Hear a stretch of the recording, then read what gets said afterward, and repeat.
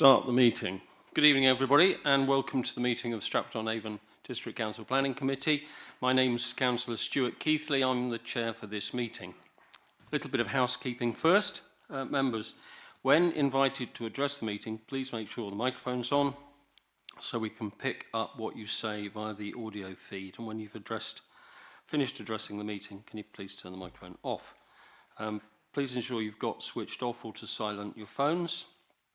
In terms of the fire alarms, there are no planned fire alarms this evening, so if the fire alarm does go off, we need to make our way out of the building through the nearest fire exit, which is in that corner in the bottom left, and go to the car park beside the Windmill Public House, which is the muster point. Please note the meeting is also being broadcast live. Members of the public not in attendance today can view the proceedings. So I'd like to introduce the top table officers. With me tonight on my right, Kira Keller from Democratic Services, Sue Mullins, who's the legal advisor to the committee tonight, David Jeffrey on my left, the planning manager and case officers, Leslie Adams and Amy Flute. David, I think you've got something to say to the committee. Could you address the committee for us, please? I do. Thank you, Chair. Just to confirm, my role tonight is to provide impartial advice to committee members and to assist members in their decision-taking. Thank you. Thank you, David. And for public speakers, just to say, when you are going to speak, I'll call you up to the table and you press the button on the right-hand side of those microphones. You'll be given a 30-second warning during your speaking time. Tonight, that's all 3 minutes. And once you finish speaking, members of the committee can ask questions of you, so if you'd stay seated if there are any questions. So thank you for that. And then we can move on to the agenda. Have we received any apologies, Kira, please? We have apologies from Councillors Home and Paget. Thank you very much, Kira. Secondly, are there any disclosures of interest, members? Councillor Scorer. Thank you, Chair. Item 6 on the agenda, 24/01916/FUL. My daughter attends the school there. But I come with a clear and open mind. Thank you. Okay, thank you very much, Councillor. Anybody else? I have something to say. This morning I received an email from Councillor Bromwich in Southam about the application in respect of the TPOs. He had asked me if we would consider a deferral, but I took advice from David on my left, and there was no case for a deferral. So that application is still on this agenda. So I wanted to make that clear. Thank you very much. Okay, so on to the minutes for the last meeting. That was the meeting on the 4th of December 2024, the minutes of the meeting of the 4th of December 2024. Could I have a proposer, please, to accept those minutes? Councillor Eden, thank you. And a seconder? I think that's Councillor Parry. Thank you very much for that.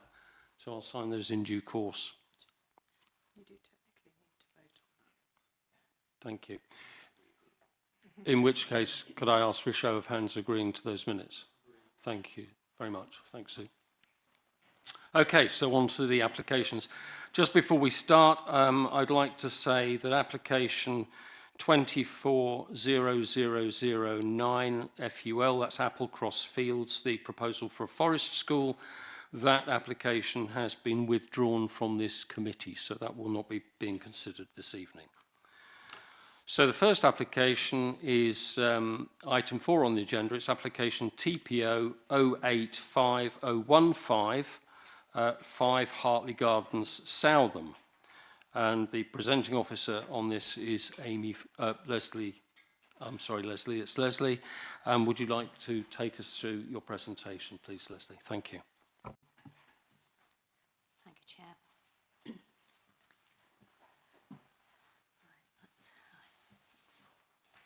Blank screen there.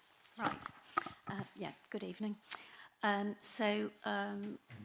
We were asked to go and look at trees in the grounds of 5 Hartley Gardens in August 24. the black dot on the map is the site. You can see that the A45 runs to the south, and that's leading west out of Southam. And T1 and T2 on the TPO plan here are the trees in the new TPO that we served.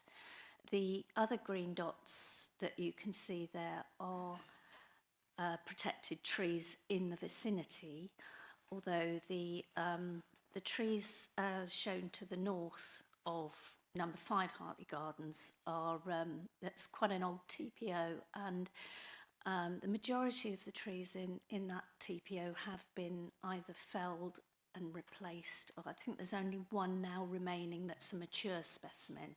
So they've been removed through old age. The majority have been replaced but are still establishing, so are not particularly visible from public viewpoints at the moment. So that's the location. T1 is a blue atlas cedar, and T2 is a deodar cedar. They're both cedar trees, and they're actually set within the Hartley Gardens development. There's Hartley House, which you can see to the west of the access there, is an older property, and the development of Hartley Gardens actually took place within the grounds of that much older and established garden. So I think these two trees probably formed part of that garden pre-development. So we've got T1, which is the blue atlas cedar. I hope you can see my pointer well enough there. So it's a blue atlas cedar. The white building there is the side elevation of number 5. So this photo was taken from the A45 at the entrance to the development of Hartley Gardens. It's a slightly bigger photo of the blue atlas cedar, and just to the right here, just visible, is the deodar cedar number 2, T2. And this is a better photo of T2, the deodar cedar, more visible. The photo was taken from the further into the access into Hartley Gardens. It's quite a small tree, but it is maturing. The blue atlas cedar T1 here is also an early mature specimen, so is deemed to have quite a long future life expectancy. And as you can see, both trees are quite visible from public viewpoints. You can see the barns to the rear of the property as actually dwellings, and that they're to the east side, and the trees are both clearly visible from there as well. T2, the deodar cedar, is not visible from the A425 though. And I undertook an amenity assessment of the trees while I was there in terms of public visibility, retention, and the quality of the trees. We actually look at how long they're expected to survive, that sort of thing, and their quality. And we also assess whether the trees may be at threat of removal. Now, you can see here 2 trees actually in the front garden of number 5 Hartley Gardens that have been very heavily pruned. And based on that assessment, those trees are not protected, so there was no question of any contravention in any way, but the pruning work that was done, and I don't know when it was done or who authorised the work, but it would indicate that this work has not been completed in accordance with the British Standard for Tree Work, so possibly whoever had authorised that work was not very well advised, and therefore it was my professional opinion that the trees, one, were of good quality and might be at risk of inappropriate management works. So we decided to serve a TPO on those 2 trees that were deemed to be of high quality and sufficiently visible from public viewpoints. The TPO was therefore served in August. and we've received an objection which the various reasons are contained in my report, but we still deem that the trees may be at risk of unauthorised works unless they're protected by TPO, and my recommendation, officer recommendation, is to confirm the TPO as served. Well, thank you very much, Leslie. Thank you for that presentation. Right, we have a speaker registered. Actually, it's, I think, two speakers, Craig Jones and Lorraine Fox-Jones, supporting the application. So you have 3 minutes. I don't know how you want to share the 3 minutes. So whether one of you wants to come up and speak, you've been nominated. Come forward. Thank you very much. So it's the button on the right. Should go red. I'll turn mine off. You've got 3 minutes, Mr. Jones. When you're ready, if you'd like to start. If you want a 30-second note. No, I'm absolutely fine to it. Thank you very much. Thank you. Okay, thanks. First of all, thank you to the committee for providing myself and my wife the opportunity to speak today in respect to the two TPOs that have been placed on the two cedar trees. Just for a bit of a background, Hartley Gardens is a close of 5 houses built in the grounds of Hartley House, which you saw, which is a Georgian property built in the early 1800s. The grounds of the original house contained a wide range of individual specimen trees in the style of an arboretum and have been nurtured and grown over the course of the last 100 years. Many of the trees that are operating in the area are prime examples of their species. And we believe, as the previous speaker said, that both these cedars should be preserved for both the current and the future enjoyment of the occupants of Hartley Gardens, because they can be seen by everybody. And the immediate surrounding area, they hold a prominent position in the close. So when people drive up the close, that's the first thing that they see. And as people from the A425 also see that, and that's been evidenced by the photos. Our own garden has TPOs. The TPO that was mentioned on a copper beech. We tried to retain the copper beech as best possible because of its age, and a further TPO was then added on a sycamore in our, after building work that we'd undertaken. And we're really pleased to operate within that mandate because it protects the history of the area and the trees enhance the general ambience of the close. Now, our property backs onto 5 Hartley Gardens, and the blue cedar and the other cedar is providing a key screen between the two houses and privacy. Because without those trees, we would be looking straight into each other's master bedrooms, which isn't probably a sight that they'd want to see. In addition, the trees help to mitigate against the considerable light pollution emanating from a largely gas extension that was recently built by Number 5. I think you saw the building works that were progressing there. They've put skylights in, and the light pollution is quite severe from it, but it does offer some form of protection against that. The blue cedar also provides a wildlife habitat with bats seen circling in the summer months. We alerted the council as we believe the trees were at risk. Okay.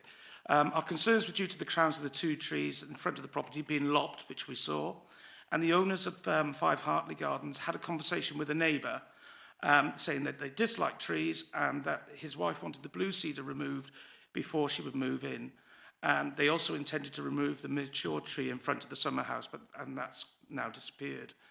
So there's been considerable loss of trees in our area because of HS2, and the Southern community works hard to replace as many of the trees as possible. For these reasons, we strongly advocate the protection of these fine and mature trees and the enjoyment for all to guard against the risk of them being felled in the future. Thank you very much, Mr. Jones. Right, members, do you have any questions for Mr. Jones in terms of his representations? No, I don't think so. Well, thank you very much indeed, Mr. Jones, for your contribution. Right, members, we can now move on to any points of clarification to the case officer, Leslie. So if anybody's got any points of clarification, could take those. Councillor Parry. Thank you, Chair, and good evening, Leslie. You have to forgive me, I'm not a tree expert. Can you just remind us the age of these two particular trees? And my other question is it quite normal for the council to serve a TPA on the supposition that a tree, that other trees within the environment haven't had what you believe are the correct type of works? Is that a sound reason that you would use on a frequent basis to recommend a TPO? Thank you. Yes, I think in terms of estimated age, it's hard to say because the Deodar cedar, tree 2, the smaller of the two, is actually quite a small example of that specimen, but it demonstrates characteristics that show that it's maturing. So I would say probably it was established in the middle of the 20th century. It's probably not, they're probably not 100 years old yet, but maybe 70, 80 years old. So when Hartley House was still operating, you know, with a large garden, and probably the trees are both, I would say, a similar age to those in the TPOs, that, you know, some of which have been removed because they've already reached maturity, and replacements are now establishing for those. So yes, they're sort of maturing trees. The estimated life expectancy of those two trees would probably be in excess of 50 years, so that enhances their value because they have significant potential to contribute to the area in amenity terms in the long term. So, you know, in the context of perhaps if this was a development site, they would be regarded as a category A tree, so definitely to be retained. So, and the criterion that we assess against are we use the tempo method, which is the tree evaluation method for preservation orders, and there are 6 criteria with that. There's an amenity assessment, you know, how visible are they, what condition are they in good, fair or poor condition, are they highly visible, are they suitable for their location, their expected future life expectancy, so the longer the life expectancy, the higher they score in that context, public visibility and other factors, which these trees don't, neither of those have any other outstanding factors such as particularly high biodiversity value, you know, like ancient or veteran trees would have.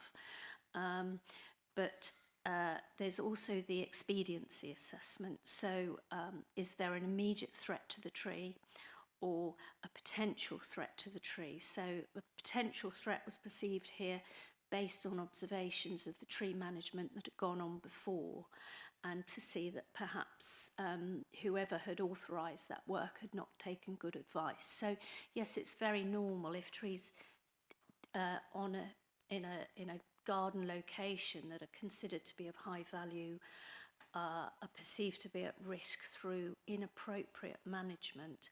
That is a good reason for serving a TPO, and that also enables the owner to, you know, access an amount of advice really by putting in applications for work, and then we would negotiate and hopefully advise as well.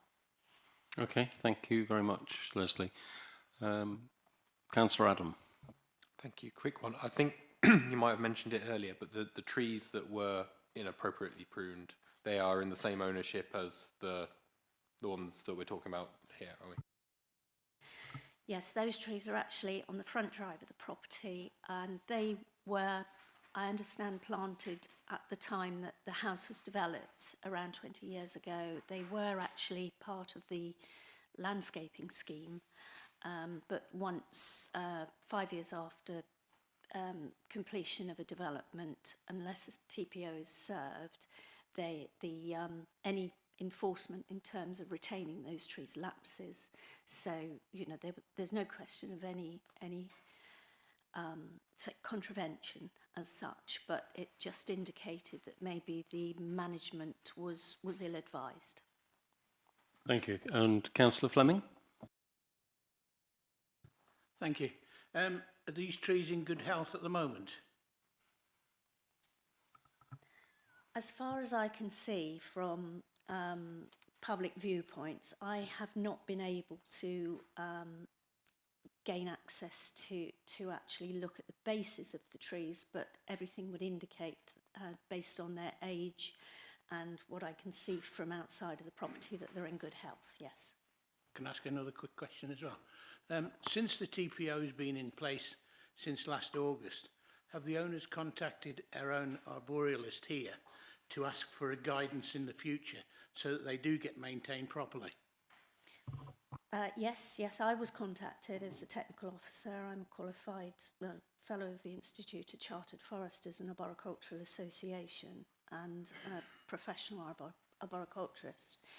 And I had a long conversation with the owners soon after the TPO was served, and explained, and I had an appointment to go and look at the trees from within their property, but that was cancelled.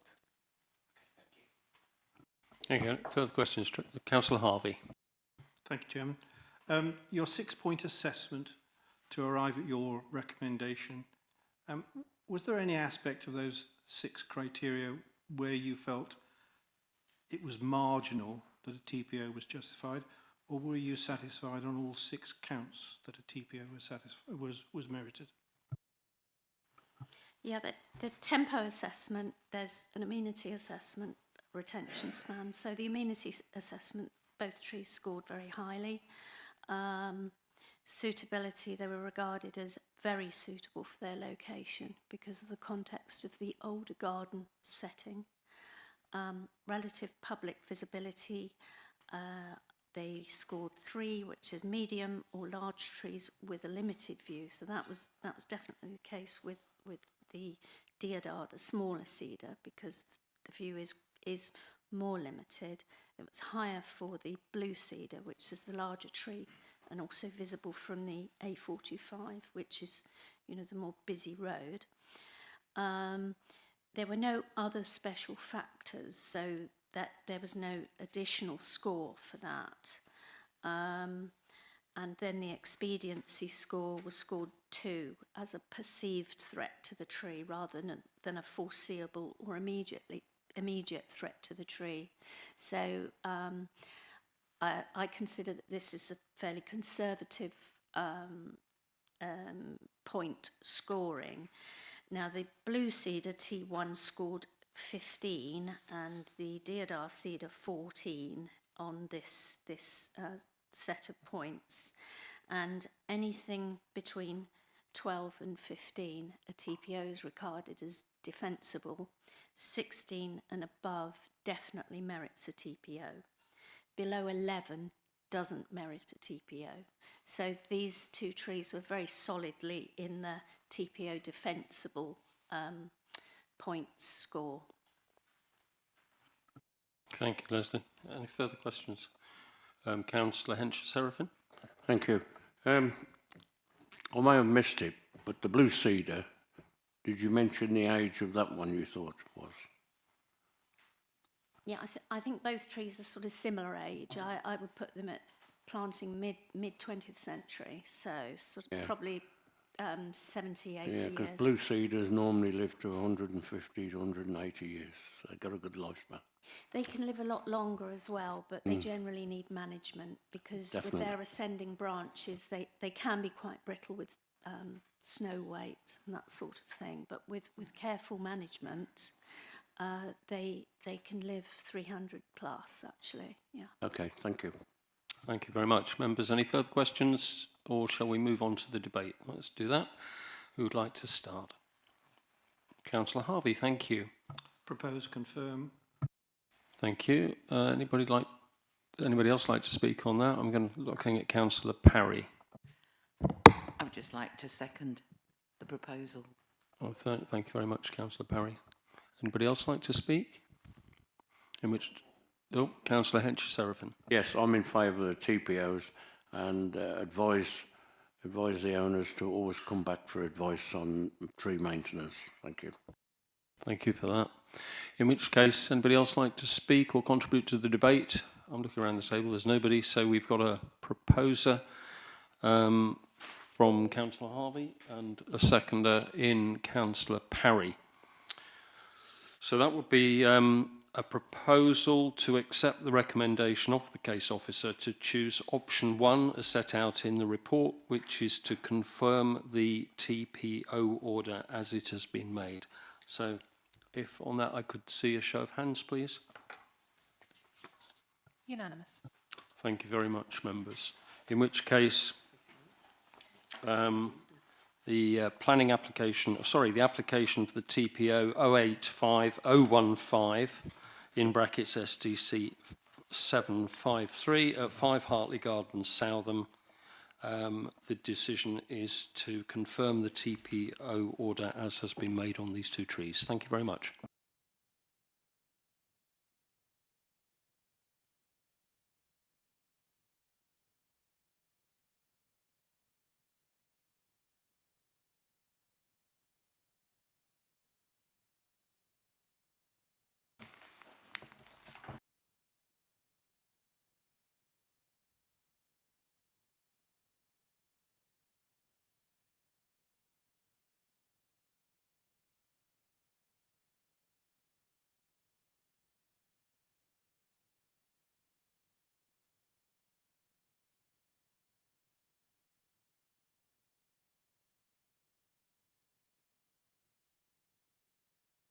Thank you. Right, we'll move on to the next item on the agenda, which is the application 24/01916 and that's at the King Edward VI School Sports Field and Pavilion, Manor Road, Stratford-on-Avon, and the presenting officer is Amy. Amy? Oh, I beg your pardon. On reflection, I think I should probably declare an interest in this because okay. I do occasionally work for the charity that's associated with it, the Schoolroom and Guildhall Educational Trust.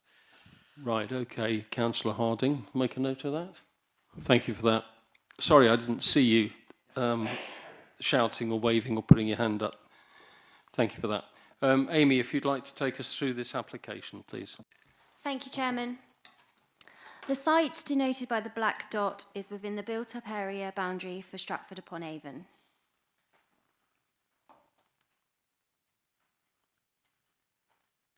Sorry, I'm just waiting for my computer to catch up.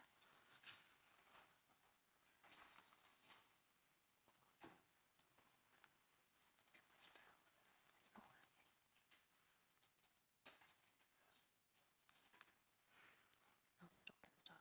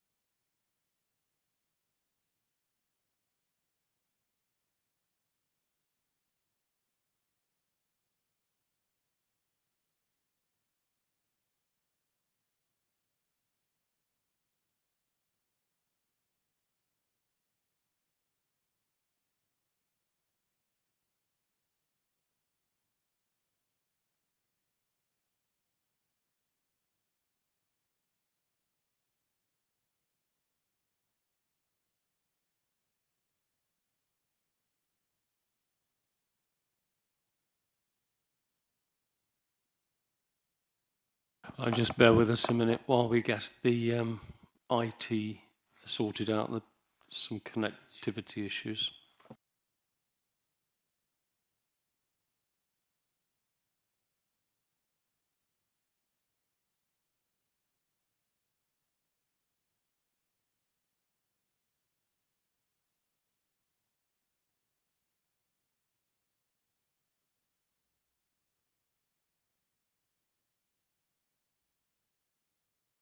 Oh, it's fine. We'll take a short adjournment whilst we get this sorted out. So just a few minutes. If you can be back in 5 minutes, please.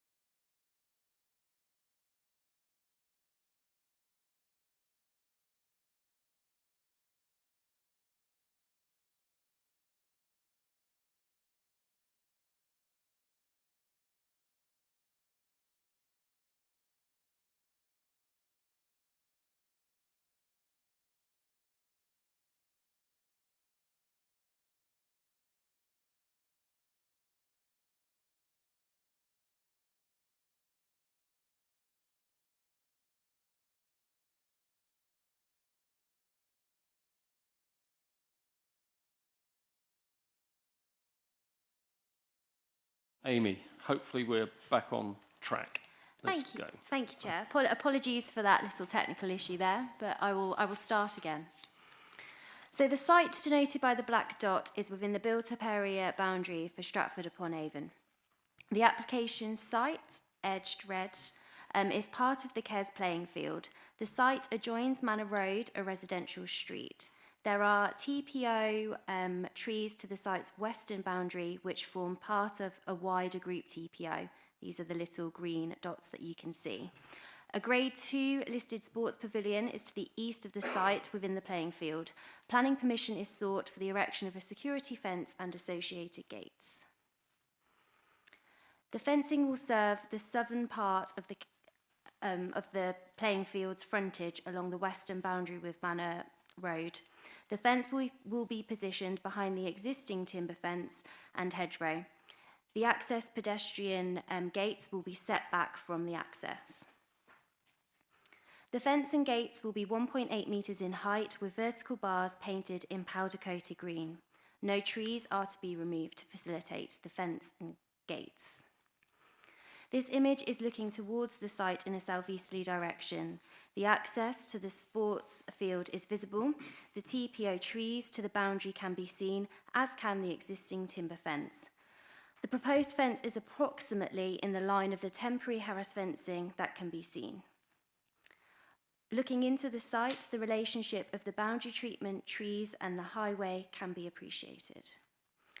And finally, this image is looking towards the site in a northeasterly direction. The access is here and the fence will be along this boundary and a small part of this boundary.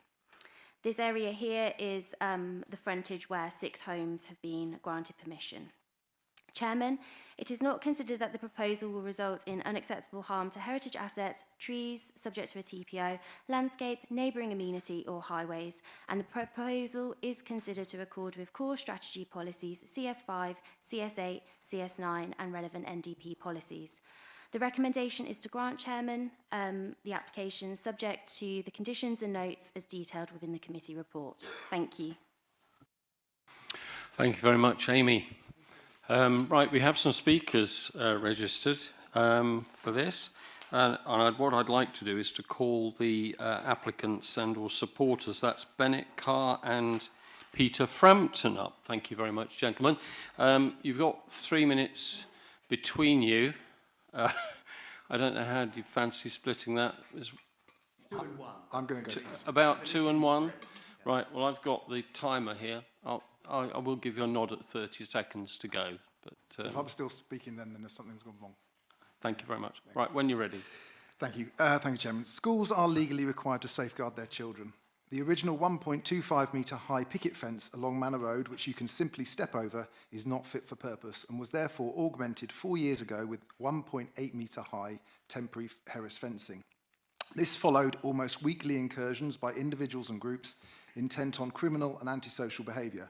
Broken bottles, dog excrement, even syringes were left on rugby and cricket playing surfaces, which obviously presented a significant and unacceptable risk to our children and staff.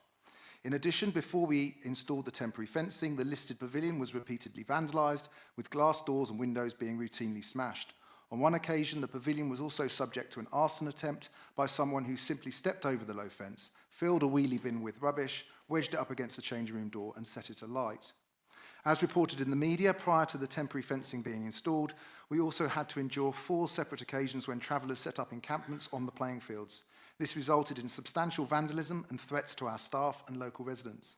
These encampments led to a loss of teaching time and required significant expense for bailiffs to remove the travellers and for staff and parent volunteers to clear up the site. Once installed, the 1.8 metre high temporary fencing literally put a stop to all of this. We planted a hedge at the same time as installing the fence using natural English varieties, but clearly it will take a number of years to grow a sufficiently established hedgerow to prevent future incursions. The application is therefore to replace the 1.8 metre temporary fence with a permanent one. Our original submission was for a green mesh fence, which is used by the vast majority of schools in this country as perimeter fencing, not a solid fence as described by the ward member.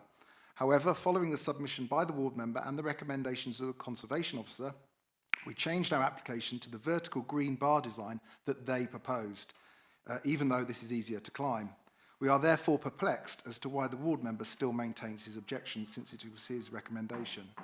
This is a school playing field and buildings, not a public park. There is indisputable evidence that children, staff and property are endangered without the protection of a 1.8 metre fence at this site, and we only seek the same ability to protect our children, staff and property as all other schools are able to. The framework, paragraph 96, emphasises that planning decisions should aim to achieve healthy, inclusive and safe places. The policy purpose is to ensure that places are safe so that crime and disorder do not undermine the quality of life. Mr. Carr has described a litany of antisocial and criminal behaviour which harms the quality of life for all participants using these playing fields. No objection from your landscape officer, no trees are to be removed or harmed, no objection from your conservation officer. The modest effects on outlook have to be balanced with the public benefits that are to be achieved in preventing crime and antisocial behaviour. Thank you. Thank you very much, gentlemen. Almost exactly on time. Congratulations. Members, do you have any questions for the applicant and the agent, please? Councillor Hencher-Serafin. Yep. Thank you, Chair. Good evening. You mentioned hedge planting. Is that in the front of the fencing or behind? We planted it in front, behind the wooden fence, but it would be in front of where the fence is going. The new where fence? the proposed is going, yes. Yeah. So Okay. actually the low picket fence acts as a protection to the saplings that we've got there at the moment, which were planted 4 years ago. Okay. Thank you. Any further questions? Councillor Harvey. Thank you very much. Mr. Carr, do you know of any other schools in the district which have similar fencing to the fencing you would like to see installed? Virtually every school, but the particular one that we have is given an example by the ward member himself, which is at Bishopton, which he recommended to us, and this is exactly that design that we've used. Thank you, Councillor Harvey. Councillor Passingham. Are the playing fields open for community use at other times? They are. We have a community use agreement, and so they are. So it's used by various sports clubs, including the hockey club and the rugby club. Yeah, thanks. Thank you. Any further questions? Gentlemen, thank you very much for your contributions.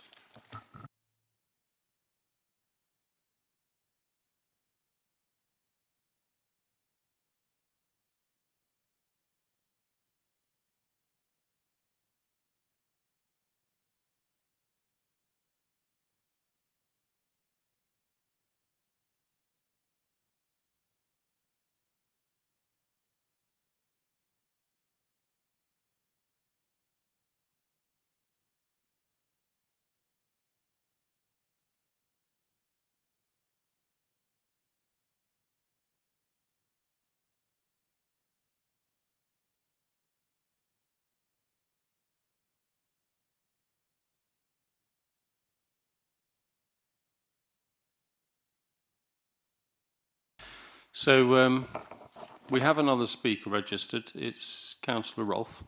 Good evening, Councillor Rolfe. But I've just been advised that because we normally take objectors before the applicants and supporters, that Councillor Rolfe can only speak on behalf of the ward member, Councillor Fradgley. Which means that you are not able to speak on behalf of the resident or read the resident's objection. Would that be right, Sue? So, Councillor Rolfe, I'm really sorry, but I was told, I was going to come here at 7 and I didn't realise. Yeah, but what I'm rather rushed. Yeah, that's okay. But what I'm saying to you is that, Councillor Rolfe, you can speak on behalf of Councillor Fradgley, and you have 5 minutes to speak. So, if you want to get your breath, let your dinner go down or whatever, and I will I'll give you 5 minutes. So just let me know when you're ready to go, really, Councillor Rolfe, and I'll start the clock. If you like a reminder of 30 seconds before your 5 minutes are up.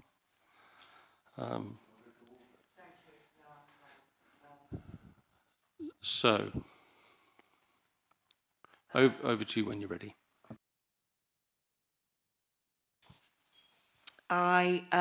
Thank you for, sorry about this, but I appreciate the need for site security. The school has made a very significant and valuable investment in its amenities, and neither the school nor the residents want a repeat of the unwelcome illegal occupancy that the residents have experienced.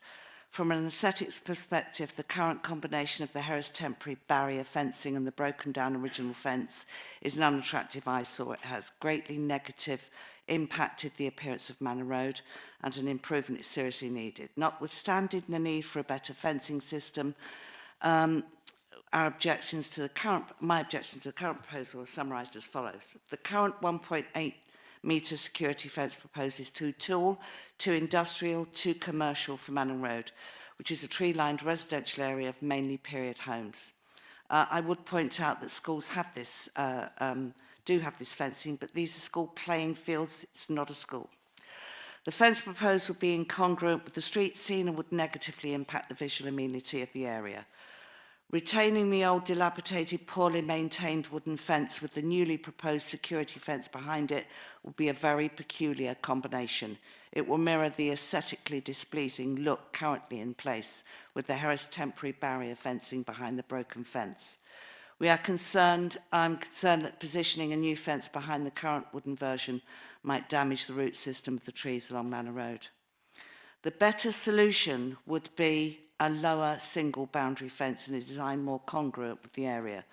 Unfortunately, I can't show you the pictures that the resident sent because she's not allowed to speak. More congruent with the area positioned at the front of the site to replace the old wooden fence if this is beyond economical repairs, we suspect. A lower green bow top railing design of 1.4 metre height maximum common to the other green play spaces, for example, could be a good alternative option. This would secure the site, pay better attention to the visual amenity of Manor Road and preserve a more open outlook across the fields. The school now has in place a long grassy mound along the front of the site, which already deters trespassers. Indeed, since an adjustment was made to the gates, there have not been any illegal occupants for some considerable time. Therefore, a lower fence, in addition, this would be suitable. I do think there needs to be something more in keeping with the site. I understand that other schools do have this 1.8 metre fencing, but it is a school. This is our open green lung area. It's been there for many hundreds of years. It's very, very important to the people on Manor Road and the surrounding area. Already there are 6 houses going up, and I think the residents would seriously like to see that open space retained as much as possible, and not a combination of the 1.8 fencing and the wooden fencing. Thank you very much. I can take a breath now. Thank you very much, Councillor Rolfe. Members, if you have any questions for Councillor Rolfe, I have to remind you that Councillor Rolfe is presenting on behalf of the ward member, so that was the ward member's statement effectively she read out, so questions need to be limited to clarification of that statement. So has anybody got any questions in respect of that? Councillor Parry, thank you. Thank you and good evening, Councillor Rolfe. Obviously, in Councillor Fradgley's statement, within his objection, he makes reference to an alternative type of fencing that is similar to that installed by Bishopton Junior and Infant School. The applicants have confirmed in their presentation this evening that they actually changed the type of fencing to be consistent with that is used at Bishopton Junior and Infant School. So I'm a little bit perplexed as yes, so am I. to the objection, because the applicants have obviously taken note of Councillor Fradgley's objection and have changed the specification of the perimeter fencing.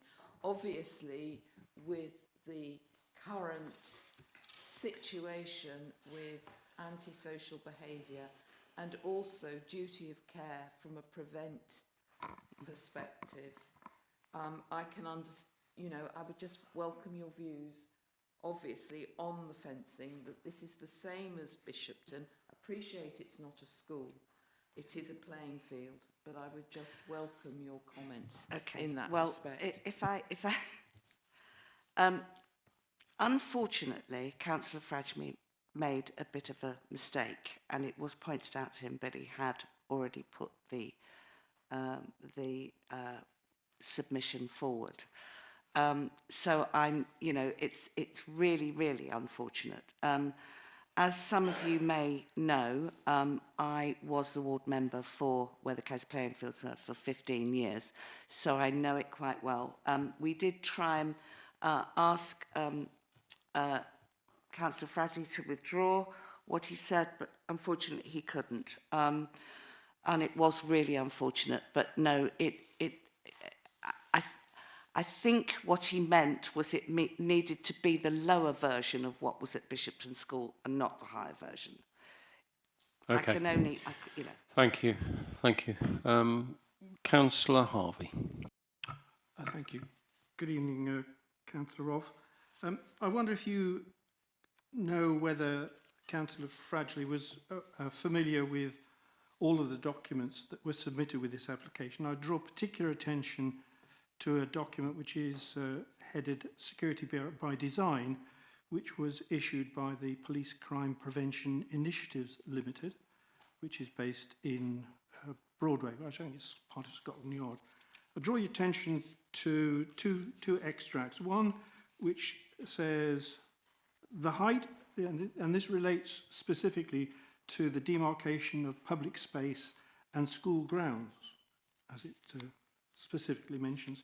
The two extracts are, first, the height of security fencing and generally start at 1.8 metres and above. And the second extract says, fence heights should be of a minimum of 1.8 metres overall. Do you think Councillor Fradgley was familiar with those terms? I couldn't possibly say. Thank you. Thank you. Any other members wish to comment on that? In which case, I'd like to move us into the debate. Would anyone like to start? Pardon? Pardon? You're quite right. Thank you, Councillor Adam. Thank you, Councillor Rolfe. Members, have you got any points of clarification from the case officer, please? Councillor Eden. Well, okay, I'm getting something in my right ear. I'm going to start with Councillor Adam. Thank you, Chairman. I was just going to ask about the height and the guidance with regards to the fence that's been proposed and the, I suppose, best practice options within that. I've got another one about the hedgerow as well, but if you to Councillor Harvey's point, 1.8 seems to be typical. Is that right? The school have put this forward to us, so I assume that the fence that they are proposing meets with their requirements for safeguarding and security. Okay, because the second part of that, which I should have posed to the applicant themselves, but do you know of any statutory obligations for the requirement of this protection of this type of land with this type of fencing, or is it sort of just an option that they're exploring, as it were, given the use? Nothing that we're familiar with. I'm assuming those obligations are on the school to safeguard their staff and their students, but nothing that I'm familiar with, I'm afraid. Okay, can I just one more? Yes. Just as an extension of that, the hedgerow then that's been planted, presumably that they're entitled to plant that on the land, and that's is there a reasonable restriction that we would expect to the height of that? Essentially, can it just grow to the height of 1.8 metres lawfully as it is?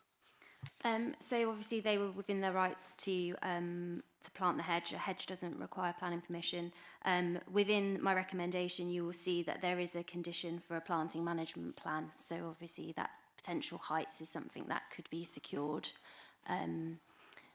But I can imagine it would be managed aesthetically, obviously, for the street scene, and that's something the management plan can do. Councillor Adam, happy with that? Thank you. Councillor Eden. Thank you, Chair. Amy, could you confirm, so as part of Councillor Fradgley's speech, if you like, I think he referred to the fact, or unless I misheard, made noises towards the idea that the wooden fence was being retained somehow. I don't believe that's the case, but from what I've seen, but is that true or false?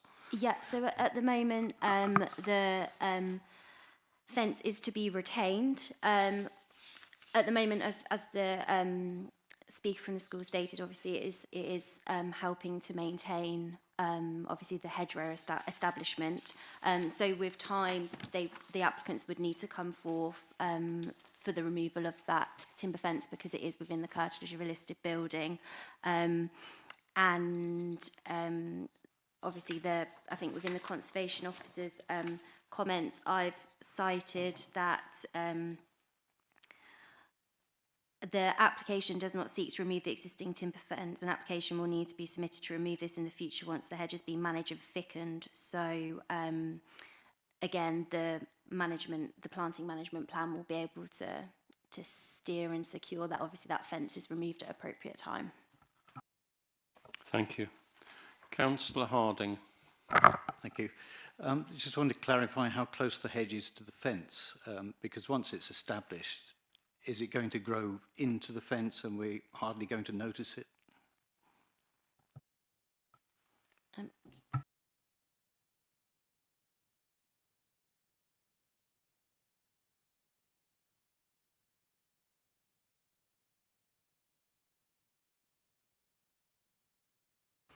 So the proposed fence is obviously going to sit behind the current hedgerow. Given the nature of the fence, the hedgerow to some extent is going to grow within that new proposed fence, which will help to soften the metal fencing that is proposed. Does that answer your question? Thank you, Amy. Further questions? Councillor Eden? Sorry, off the back of Councillor Harding's question, in some respects, I think some of the objections received are around the view. If there's a hedge going to grow through a fence of any point and soften that view, is that effectively going to block that view? I think the answer is probably yes in the longer term, regardless of what fence is there. Would you agree?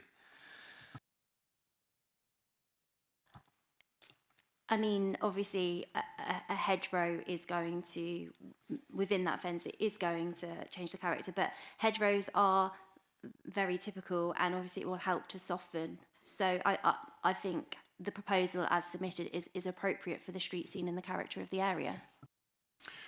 Thanks, Amy. Councillor Fleming. I'm not sure, but a material planning reason, maintaining a view isn't a material planning reason as far as I'm aware. So does that apply in the case of the fence? Because most of the objections are about the view, and they're probably the same people that complain about the traveller's problem and whatever else. So I just wonder, is it a material planning condition to complain about a potential change of the view? A view, in my view, isn't a material planning consideration. I think what you would need to be looking at is, do you consider there to be landscape harm and harm to the character of the street scene as a result of what's being proposed? Thank you, Amy. Further questions? Sure. In which case we can move on to the debate. So who would like to start? Councillor Parry is first up. Thank you, Chair. It does seem rather unfortunate that Councillor Fragile didn't withdraw his objection on the basis of the change of the fencing, because obviously then the school perhaps wouldn't have had to engage a planning consultant for this evening's meeting. On the basis that the application in front of us has been submitted in accordance with all the safeguarding, child protection and public space amenity legislation for young adults, I have great pleasure in proposing that we grant in accordance with the officer's recommendation. Thank you, Councillor Parry. Next was Councillor Harvey. Thank you, Chairman. What's proposed is of a functional design. It's of a minimum height to secure, to provide a secure fence. No trees are to be felled as a result. There's no objection from the conservation officer or landscaping officer, and the design is not unusual for schools. I have pleasure in seconding. Thanks, Councillor Harvey. Councillor Adam. Thank you, Chairman. I can't think of a reason or grounds to go against this on paper. I can understand where the concern from residents has come from, and I think that's been rightfully represented this evening. The counter to that, I'd say, is that there's how we look at this in perpetuity as opposed to what it's like now. I think makes more of a case for it being approved. At the moment, there's a dilapidating, slowly falling apart wooden fence. That will have to go at some point, and it will have to be replaced with something else. The hedgerow will be as high as a hedgerow will be, which can well be 1.8 metres, which I can imagine they would want for security purposes. I appreciate that that does change the character of it, but I think that's going to happen irrespective of whether this whether we sort of work around the details of exactly how high this is or not.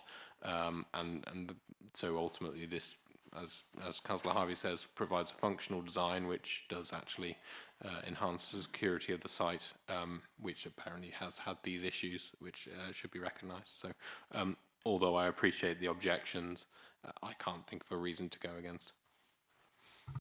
Thank you, Councillor. Adam. Councillor Harding, you indicated you wish to speak. No, I was just going to second the motion. Thanks. Councillor Passingham. Yeah, I think it's a great shame that open green spaces like this are having to be enclosed, especially as they've been open for probably centuries. But we do seem to have to enclose them because of the current situation. So I've got no objection to that fact, and the school are mitigating it by giving public use to the site as well, so it's not completely restricted to the public. And I think the hedge, to me, would enhance the street scene and add to the biodiversity of the field as well. So no objection.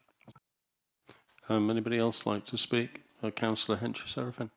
Yeah, it's unfortunate we, on this day and age, have to fence everything in.